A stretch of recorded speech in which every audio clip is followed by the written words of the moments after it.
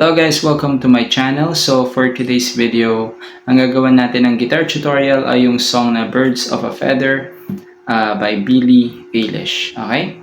Kung bago ka lang sa aking channel, please subscribe and hit the notification down below para updated ka sa mga bagong video na i-upload natin. Okay?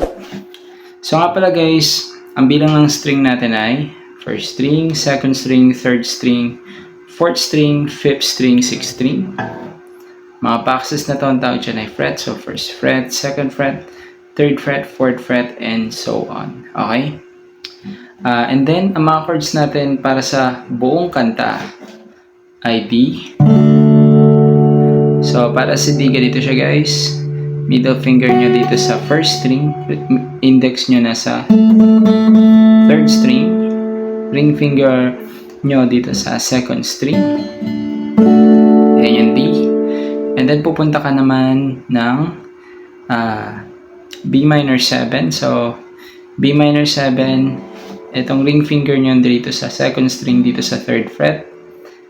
Itong middle finger nyo dito sa second fret dito sa third string. Itong index nyo nandito sa second fret ulit dito sa fifth string.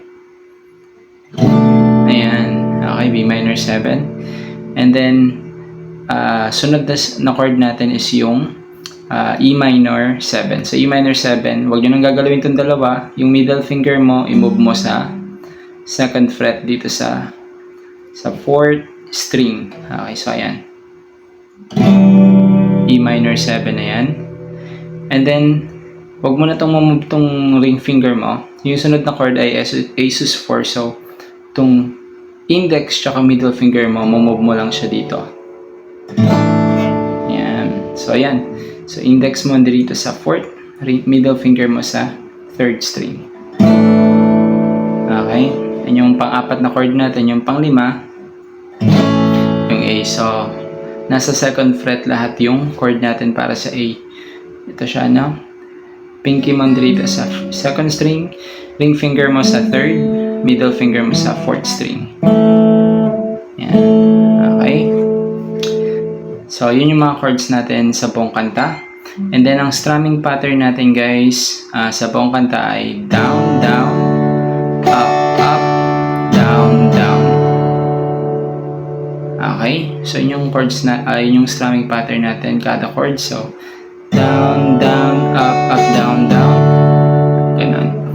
So, pagkakasunod-sunod ay dalawang D, dalawang B minor 7, dalawang E minor 7, isang Asus 4, tapos isang A. Okay, pasadaan na natin siya ng game.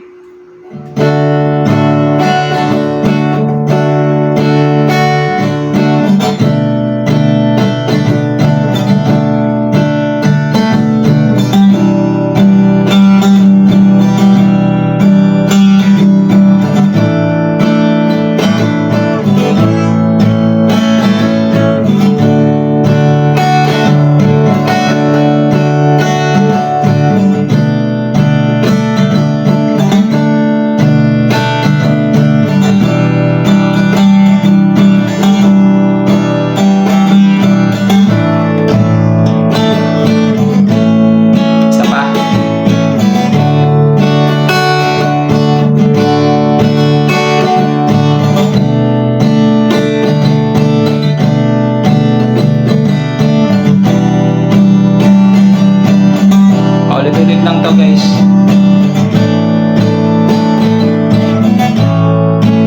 Isa pa para mag-gets nyo.